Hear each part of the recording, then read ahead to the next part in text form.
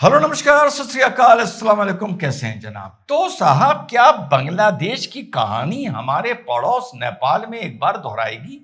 आज के वीडियो में कुछ जितना 2 दिन से पढ़ रहा था और समझने की कोशिश कर रहा था, क्या क्या इसके पीछे वजहात हो सकती हैं, आप लोगों के साथ शेयर करूंगा और आप लोगों का भी ओपिनियन चाहूंगा। वो बात अलग है, बहुत से जियो पॉलिटिकल एनालिस्ट आपको एग्जैक्ट अंदर की बात बता देंगे कि नेपाल में क्या चल रहा है, मानो केपी शर्मा ओली के बगल में बैठकर वीडियो बना रहे हो।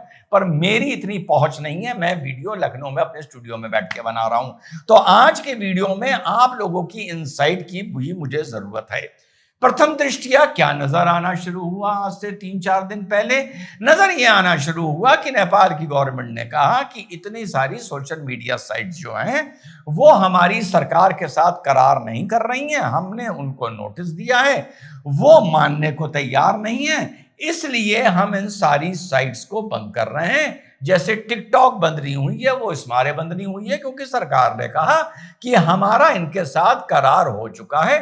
जो भी करार सोशल मीडिया साइट्स के साथ सॉवरीन नेशंस के होते हैं। अब जब ये सारी साइट्स बंद हो गई तो वहां का युवा भड़क गया। युवा को ये लगा कि एक तरह से उसकी अभिव्यक्ति की आजादी, एक्सप्रेशन की आजादी, या उसके आजकल वाकई जैसे सोशल मीडिया कट जाए तो ऐसा लगता है आप दुनिया से कट गए, काला पानी पहुंच गए। तो वहां के युवाओं को यह लगा और वो सड़कों पर निकल आए प्रोटेस्ट करने के लिए।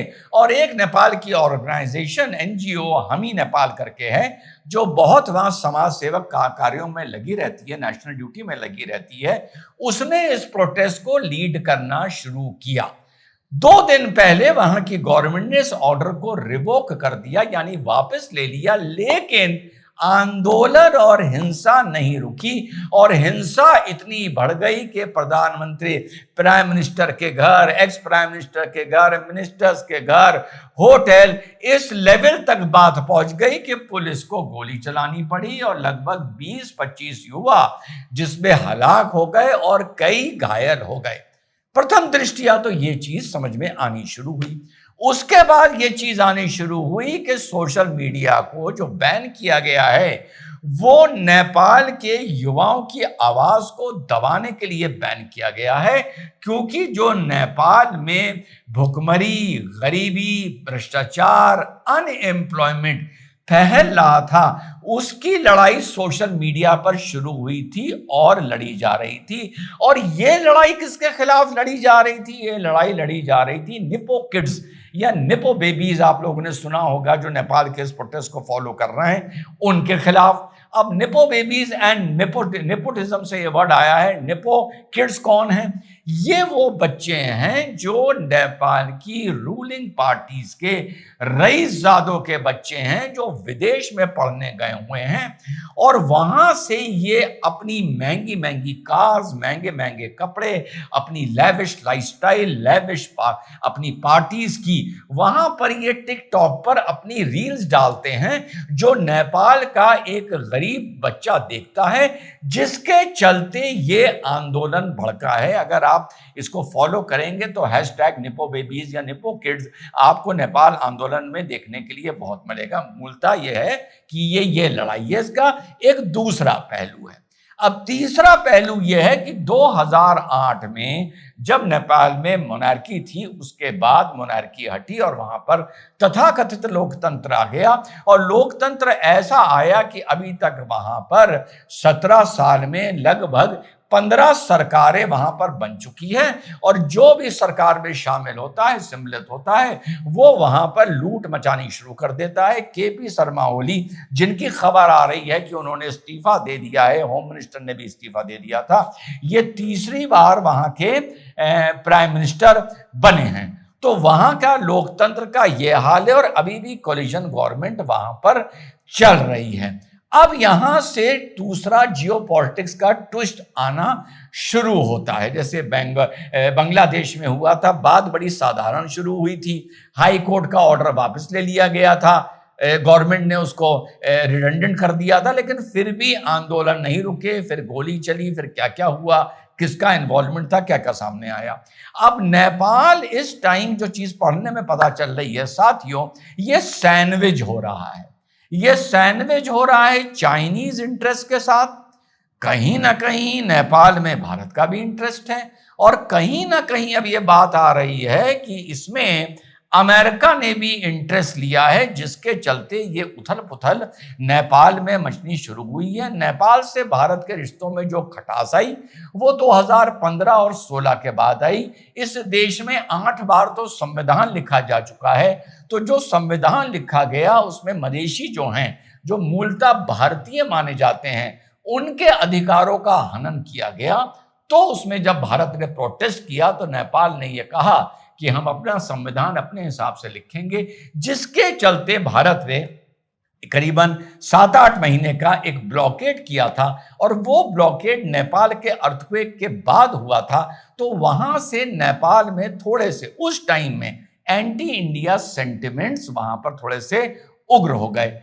इसी बीच चाइना बीच में आ जाता है, अपने बीआरआई को लेके बीच में आ जाता है, और फाइनली 24 में जाकर, बात तो बहुत पहले से चल रही थी, फाइनली बीआरआई का करार केपी शर्मा ओली की सरकार में और चाइना की सरकार में हो जाता है।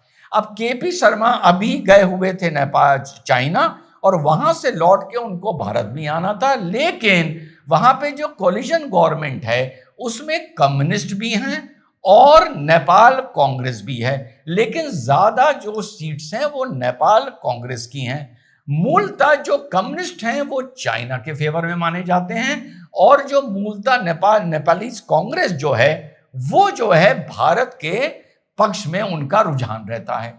तो इनको ये लगा कि जब भारत ने हमारा ब्लॉकेट किया तो चाइना हमारे साथ खड़ा होगा। चाइना ने कहा कि एड वेड छोड़ो, मैं अगर खड़ा हूंगा तो बीआरआई के साथ खड़ा हूंगा और तुमको लोन दूंगा। अब यहां पर जो 3-4 कम्युनिस्ट पार्टीज भी हैं, जैसे communist party of Nepal, unified Marxist Leninist party, और एक और पार्टी है जिसका मैं नाम मिस कर रहा हूं, उसके बाद है नेपाल कांग्रेस, के मिल के वहां पर सरकार चला रहे हैं। तो चाइना ने कहा कि भैया ऐसा है, मैं तुमको लोन दूंगा, ग्रांट नहीं दूंगा आपके इंफ्रास्ट्रक्चर डेवलपमेंट के लिए। अब लोन और ग्रांट में क्या फर्क है? लोन का पैसा ब्याज के साथ लौटाना पड़ता है, ग्रांट का मतलब हो गया कि आपने हमको दे दिया, भूल जाइए, और उस इंफ्रास्ट्रक्चर से जो भी लाभ होगा उसका आगे जाके कोई शेयर आपको मिलेगा। तो चाइना ने इनसे कहा, पैसा तो लगाना शुरू कर दिया, लेकिन साथ में यह कहा कि अगर मैं आपको ग्रांट दे दूंगा तो उसके आगे बाकी देशों को भी मुझे ग्रांट देना पड़ेगा। भारत ने इसको एक डेथ ट्रैप बताया, क्योंकि भारत नहीं चाहता था कि नेपाल में चाइना के अपने पैर पसारे, और चाइना ने धीरे धीरे पैर पसारे रेलवे में शुरू कर दिए। एक हमारी जो चिकन नेक है सिलीगुड़ी कॉरिडोर है, उसके बाद एक इंडस्ट्रियल पार्क बनाना वहां पर शुरू कर दिया। उसी के जब इस तरफ आते हैं बांग्लादेश, तो याद होगा हम लोगों ने उस प्रोग्राम को कवर किया था, एक पुरानी हवाई पट्टी थी, उसको 1000 करोड़ में डेवलप करने का चाइना ने इन्वेस्ट किया था बांग्लादेश के साथ। तो ये सारी चीजें चल रही थी। इसके बाद जब डोनाल्ड ट्रंप आते हैं तो यूएस एड जो नेपाल को मिल रही थी वो बंद कर देते हैं, और मिलेनियम चैलेंज कॉर्पोरेशन है एमसीसी, वो भी नेपाल में अमेरिका इन्वेस्टमेंट करता है इंफ्रास्ट्रक्चर में, वो भी डोनाल्ड ट्रंप बंद कर देते हैं। जब डोनाल्ड ट्रंप बंद कर देते हैं तो नोट लगाने के लिए चाइना, नेपाल के पास सिर्फ चाइना बचता है। अब जब चाइना बचता है तो फिर से अब पढ़ने पर, भैया मैं तो पढ़ने ही पर बता पाता हूं, ओली के बगल में तो बैठा नहीं हूं कि बिल्कुल अंदर की बात बता दूं कि वहां पर क्या हो रहा है। तो अब ये पूरा त्रिकोण बन गया है कि भारत के खिलाफ केपी शर्मा ओली एक टाइम में बहुत रहे हैं। इन्होंने भारत के खिलाफ बहुत आग उगली है। इन्होंने ये भी कहा है कि Indian virus is more dangerous than Chinese virus और कोरोना वायरस। इन्होंने ये तक कहा है कि प्रभु राम की जो बर्थ थी वो भारत ने एक फ्रॉड किया है, और वो तो नेपाल में पैदा हुए थे। इस लेवल तक इन्होंने बातें की हैं। इन्होंने ये तक हिम्मत दिखाई है कि नेपाल का इन्होंने जो एक मैप इशू किया था उसमें उत्तराखंड की और बॉर्डर की बहुत सी चीजें, जगहें इन्होंने वो नेपाल में दिखाई थी, और भारत से इनका बड़ा 36 का आंकड़ा था। तो अब ये बिल्कुल रायता बिखरा हुआ है। नंबर वन, ये एक प्योर स्टूडेंट्स का प्रोटेस्ट है। नंबर टू, प्योर ये एक वहां के युवाओं का विरोध है जो नेपो किड्स के रईसजादों के बच्चों के, नेताओं के बच्चों के खिलाफ हो रहा है। चाइना का यहां पर इतना इन्वेस्टमेंट है और ये भी कम्युनिस्ट पार्टी को बिलोंग करते हैं, केपी शर्मा ओली। चाइना वहां पर ये सब करेगा नहीं, तो यहां पर ये खेल सवाल उठता है एंड में जाकर कर कौन रहा है? क्या ये खेल यहां पर अमेरिका कर रहा है या ये खेल यहां पर, समझ जाइए ना भाई साहब क्या कहना चाह रहा हूं, यहां पर क्या ये खेल हो रहा है?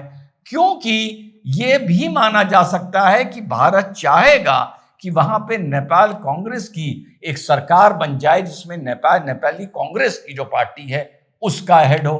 तीसरा पहलू यह है कि ये कोई भी चीज कनेक्टेड नहीं है। आज से 6-7 महीना पहले ही नेपाल का बुरा हाल देखकर वहां पर प्रो मोनार्की, एक जमाने में होता था एंटी मोनार्की, 2008 से पहले जब संविधान बदला गया, अब वहां पर प्रो मोनार्की आंदोलन शुरू हो गए थे 6-7 महीना पहले। उसमें भी फायरिंग में 7-8 छात्र मरे थे कि वो लोग ये कह रहे हैं कि हमें लोकतंत्र नहीं चाहिए, हम जैसे भी थे हम मोनार्की में बेटर थे।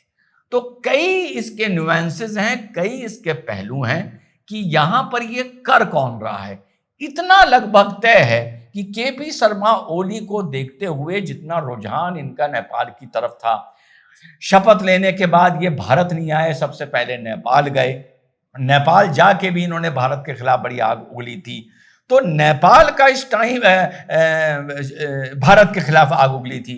तो इस टाइम चाइना का इन्वॉल्वमेंट बहुत कम नजर आ रहा है। 3 इन्वॉल्वमेंट है। एक, बेसिकली ये फ्रस्ट्रेटेड, बेरोजगार, चिढ़े हुए, डेमोक्रेसी से चिढ़े हुए, वहां की लूट से चिढ़े हुए युवाओं का है। दूसरा, चाइना का होल्ड कम करने के लिए अमेरिका में इसमें इन्वॉल्व है। और तीसरा, भाई साहब आप लोग समझ जाइए, जिम्मेदार मंच हूं, कोई हल्की बात अपने मन से बोलना नहीं चाहता हूं। जय हिंद, वंदे मातरम, खुदा हाफिज।